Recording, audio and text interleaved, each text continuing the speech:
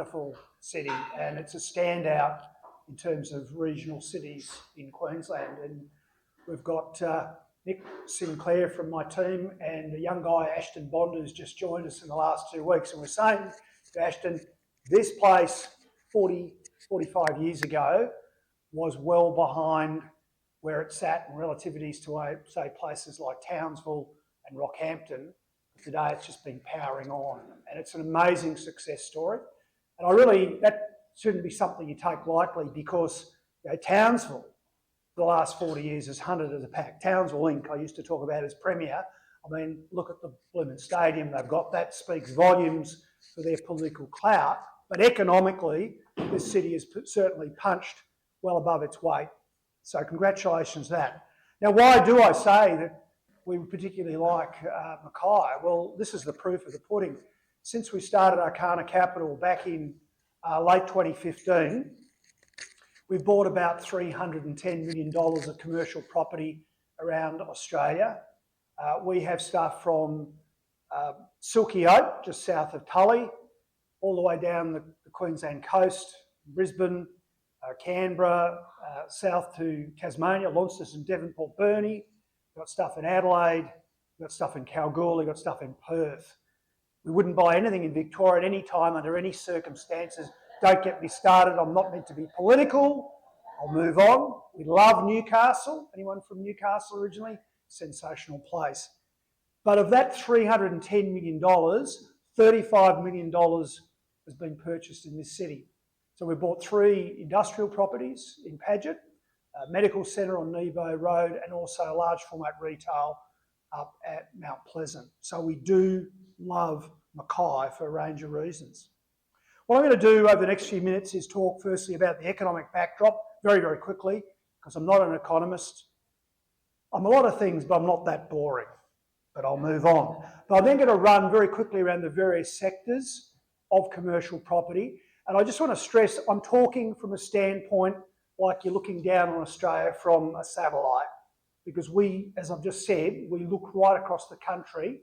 You just saw from Chris the sort of the clock and the economic clock, and in different cities and different places at different times, the clock's in a different position. I'm just giving you sort of over the, I suppose, the nation sort of views on property. But I will tell you where I think the 2 biggest buying opportunities are at the moment. So in terms of the economic backdrop, we go back to about 4 years ago, and it was great. We had free money, like interest rates, all up rates of about 2.15, wasn't it, Nick? 2.15%. Then we went to 6.2%. The interesting thing is, over the last sort of 6 to 7 months, Arcana's interest rate, effective interest rate's gone down about 75 basis points. You know, and you sort of, it's like sort of glaciers moving. You don't sort of notice it, but it is a lot lower already. And there was it was actually about 4 weeks ago, another 15 basis points lower, but then a certain lady running the Reserve Bank decided she wasn't going to sort of do it this time, but we reckon she will next time. Interestingly though, while the market then corrected by going back up 25 basis points, it's actually been going down steadily, and it's down about sort of probably 12 to 15 basis points as well. So right now today, we borrow at about 3.75% plus a margin. It could be 1.7, 1.8% from the banks. So that is stimulating things. That is really causing things to pick up in various sectors that I'll reflect on.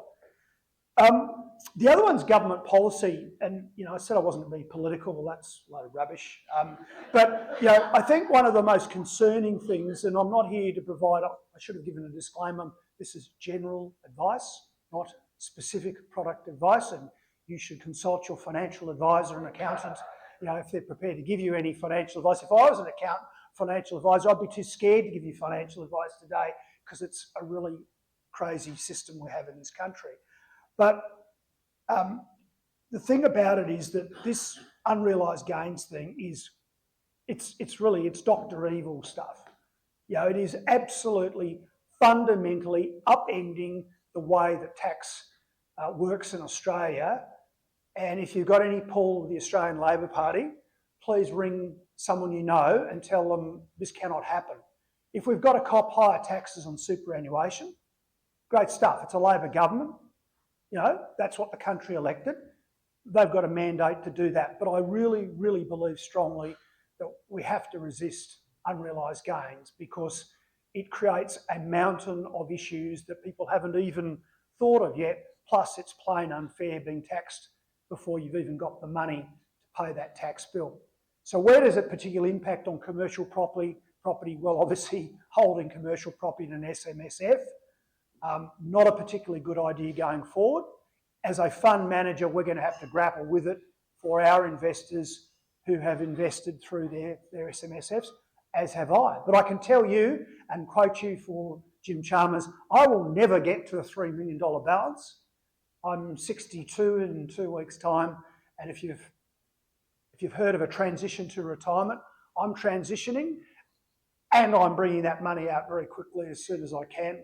You can do all sorts of things like transfer to your spouse as well, so you don't get caught up. They will never make the money they think they're going to make on that tax.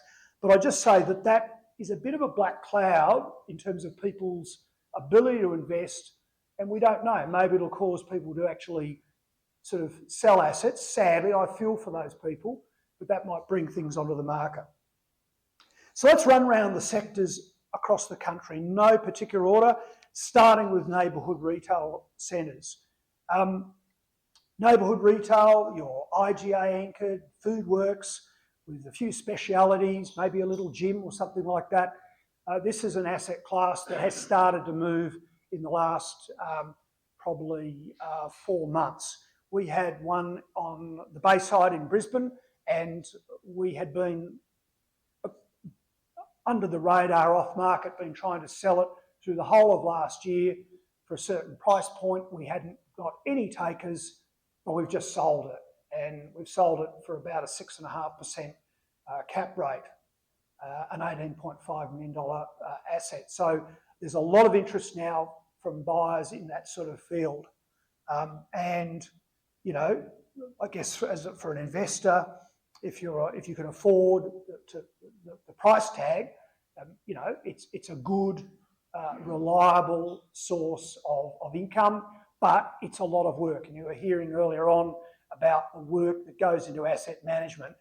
When you have a neighbourhood centre like that, a shopping centre, you are curating a little community.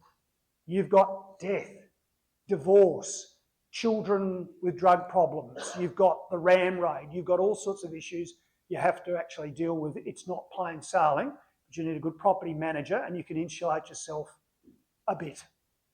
Large format retail. We have a few of these, one up at Mount Pleasant, 17 Greenfields Boulevard, and we love that stuff, but again, that has really picked up. Going back, 12 months, 18 months ago, you could pick those things up above a 7% cap rate. Now it's coming down around 7. You'd be getting a pretty good deal at 7 anywhere, any regional centre across Australia. There's some being sold at Warwick right now, and they want in the 6s, don't they, Nick? Yep. So, you know, Warwick's not a particularly big place, and it's closer to Brisbane, but, you know, that's pretty keen for Warwick. And if you're thinking Bunnings or something like that, well, you know, you're in the 5s for that sort of asset. Fuel is something that really waxes and wanes in the most incredible way.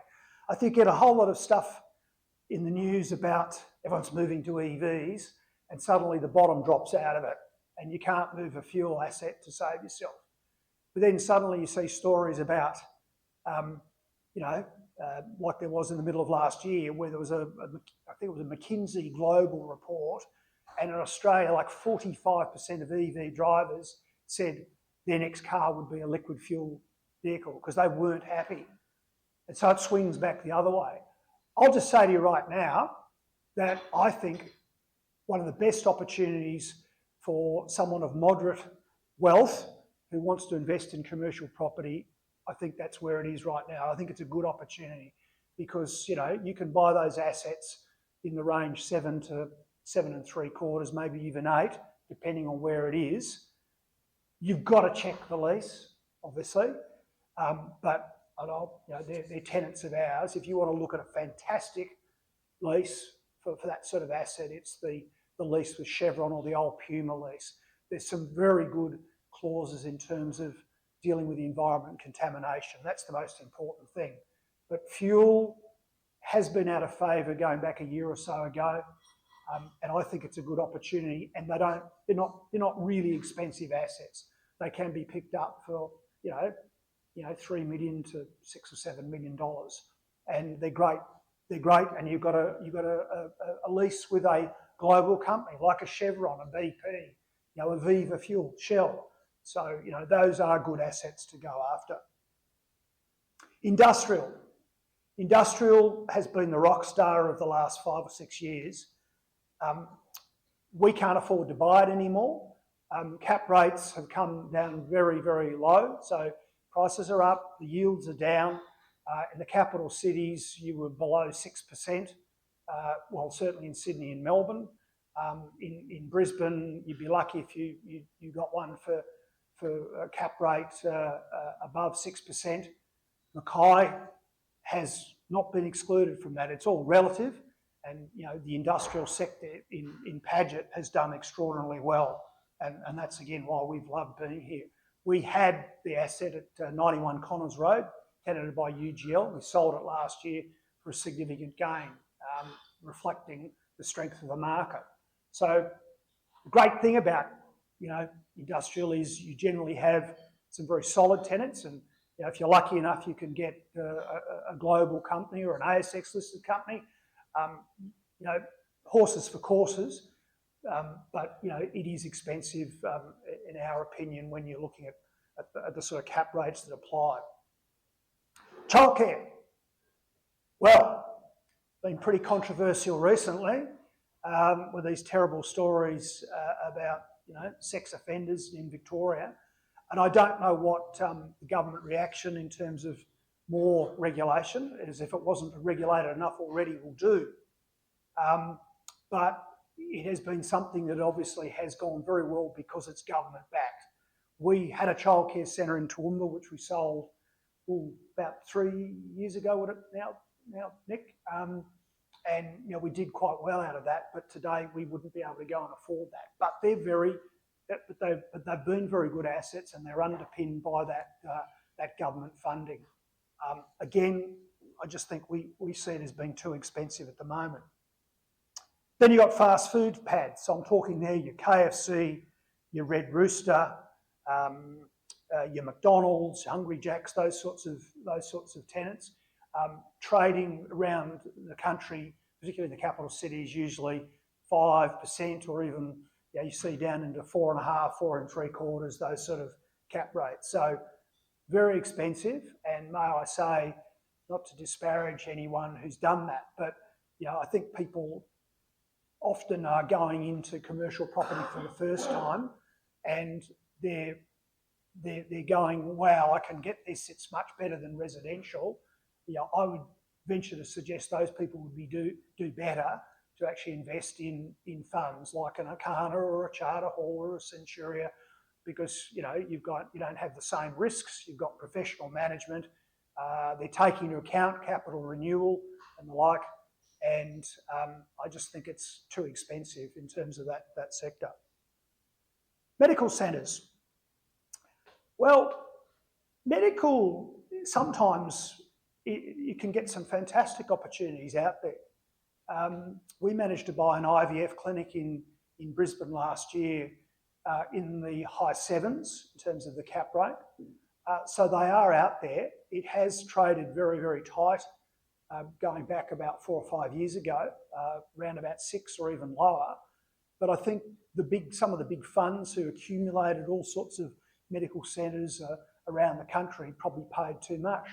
There was, for example, one that was for sale, I think it still is for sale in Geraldton in WA, so a great regional city, a great port, minerals export, grain export, and you could get that probably in the low 7s, and a very good investment that would be indeed. So there are opportunities out there, but they are probably more in the regional areas. The final one I wanted to talk about is the area of office buildings.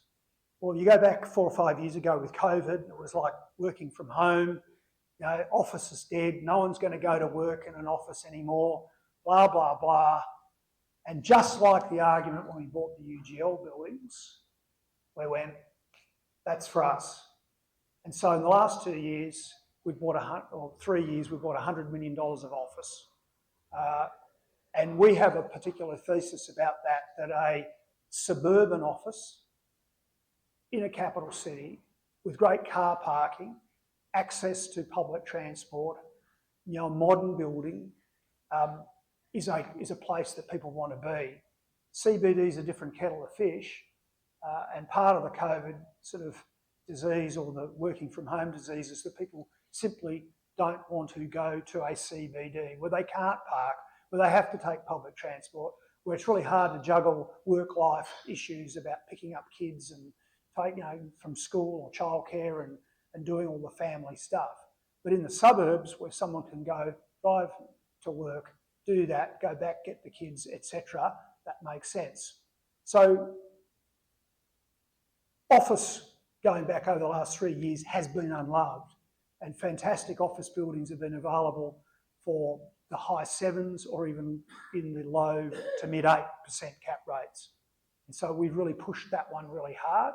They're still there. We're buying one at the moment in 8 Mile Plains in Brisbane, and that's going to be one that delivers an 8.5% yield to our investors.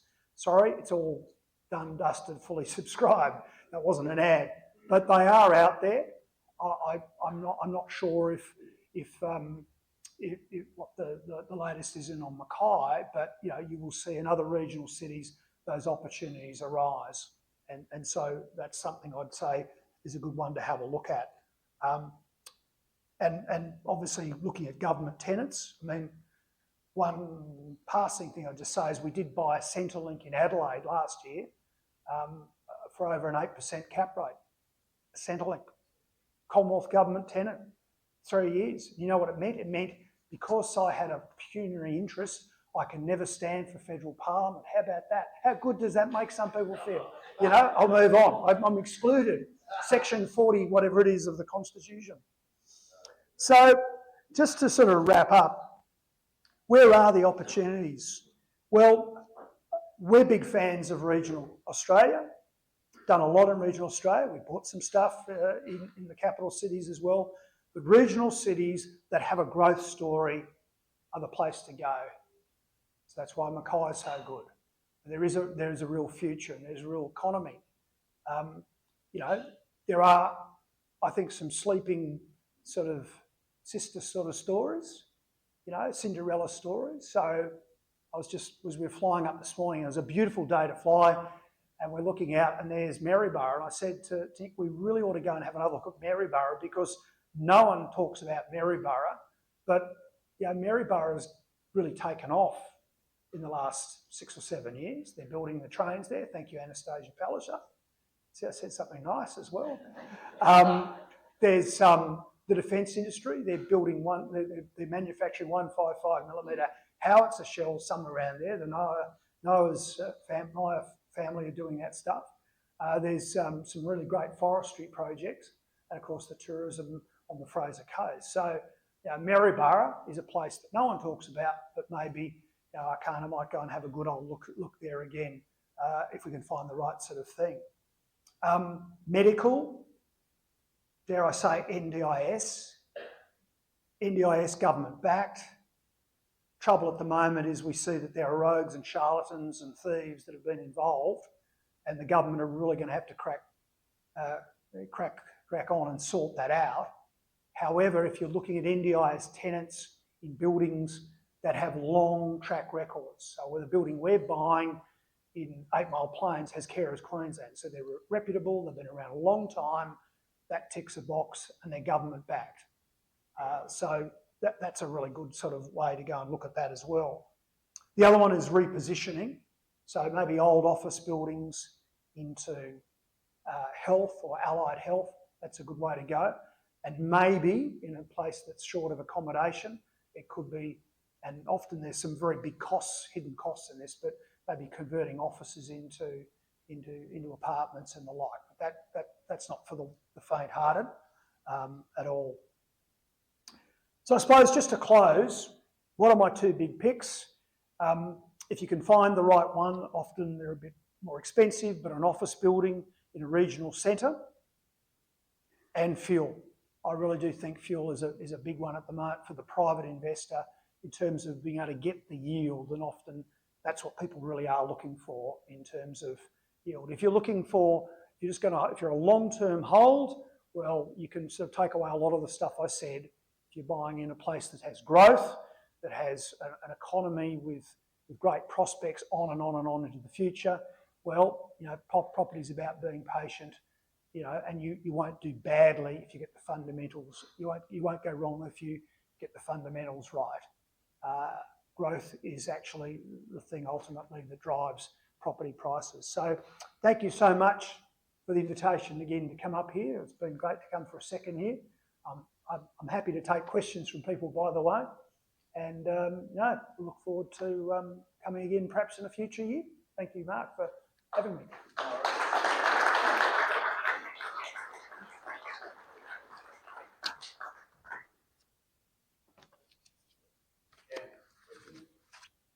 I'm for Paul Maguire, I'd say. Good evening, Campbell.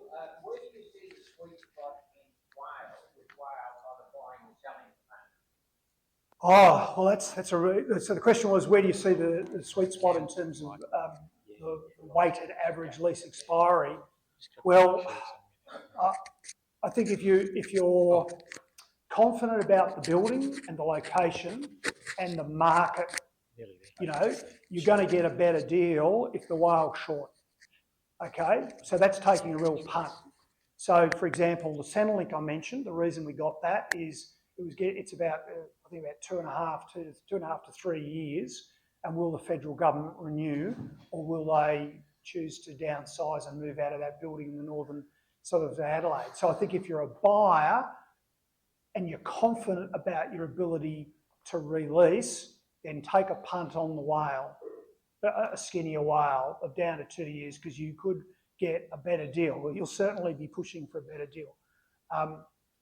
If you're a seller, you ideally want to present to the market with 4 years or over, I'd say.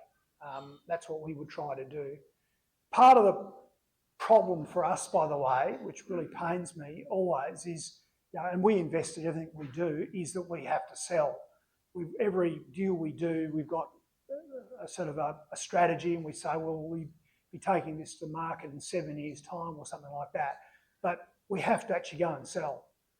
Whereas I would just like to own stuff and keep it and never sell it, because that's really what you should do with property. You know, you should be like the Greeks and the, dare I say, Italians. You should hold and hold and hold and never sell. And you'll only get hit with capital gains tax, of course, when you sell.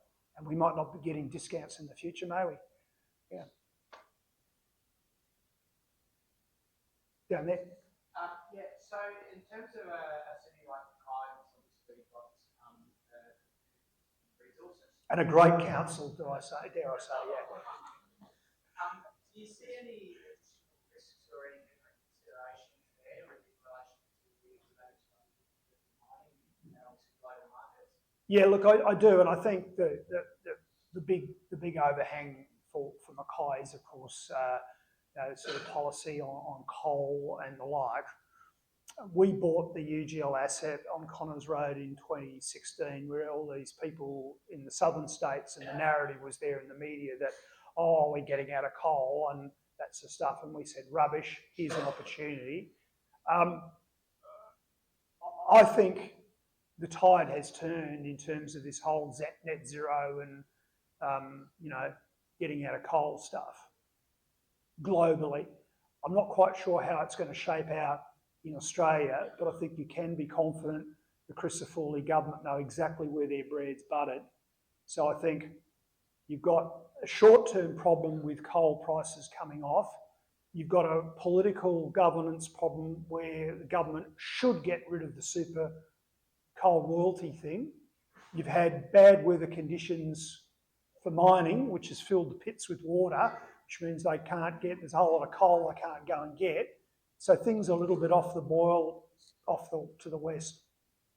But I think that's only a short-term thing. So I think the prospects really for the requirement for great coking coal and thermal coal, which comes out of this region, are very positive, and I think the prospects are quite good. There might be blips, in the short term, with prices coming off, but I think the demand will be solid, and there'll be a rebound if there is much of a dip. Campbell, thanks for that. The regional towns like Mackay, the strong, particularly down in coal and industrial sector, that makes sense. But regional towns in general, one of the major talking points locally is CBDs, because they're all basically driven. So I think that's a technical problem. So do you guys see any opportunity or possibility in rejuvenating such as Mackay, Rocky Towns, or places like that, CBDs? And if so, how? Well, I think the first thing they need to do, and just the comment about council, I think the biggest problem with mistakes that have been made have been to allow the development of the large centres, and like Canelands is there. It's ancient history that it's done, it's dusted, and you've got a similar situation in Rocky with the big mall up on the north side there as you head towards Yeppoon. And that really has sucked the life out of both Mackay and Rocky's CBD. So we can't go back, but I think the trick for the councils could be about, and this might sound trite, but I actually think it works. It's about events, activities, public art, performances, festivals, stuff that will get people back into town, draw them back in, and there might be things that they can do in terms of, financial incentives to do with and pulling those sort of levers as well. But I think it starts by policies from the councils to get people back into town and push, being in town, and the town's great. The other thing, of course, you can do is it's the rezoning, and you've got some high-rise apartments going up. There's a few that I saw today, which they weren't finished last time we were here. So just having the population closer to the centre. But, if you had your time again, you'd sort of question about the policies of large malls in towns that weren't, as big as they needed to be to encourage those things. People do like to go there. And it's happened another place that's happened is Gladstone, of course. So, I think town planners don't always get it right. Politicians obviously don't get it right. Yeah. But I think activate the CBD. It's about just find ways to get people back. Maryborough has the infamous pub crawl. It seems like it gets a lot of people into town, by the way. I'll ask a quick one. You ask a We've question. talked a lot about the key regions which are performing. Is there a key capital city you think is powering on, and for what reason? The question was, is there a key capital city that's powering on? Well, obviously I'll be accused of bias, but I think it will be Brisbane with the Olympics. There's a lot of excitement, a lot of things going on.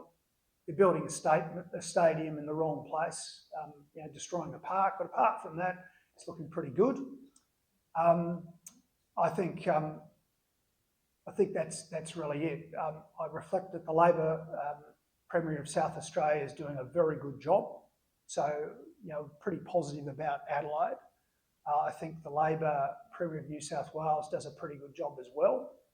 I think Victoria is just a colossal disaster, but maybe there will be buying opportunities in terms of how bad it's going to get, but really watch them. Are they going to sort of hit property owners with a new tax and whatever? So we won't invest there at the moment. Tasmania definitely has come off the boil, and I think Perth's doing pretty well. It's doing pretty well, but it's particularly vulnerable to the iron ore price, and if it comes off, that Perth will come off the boil quick smart.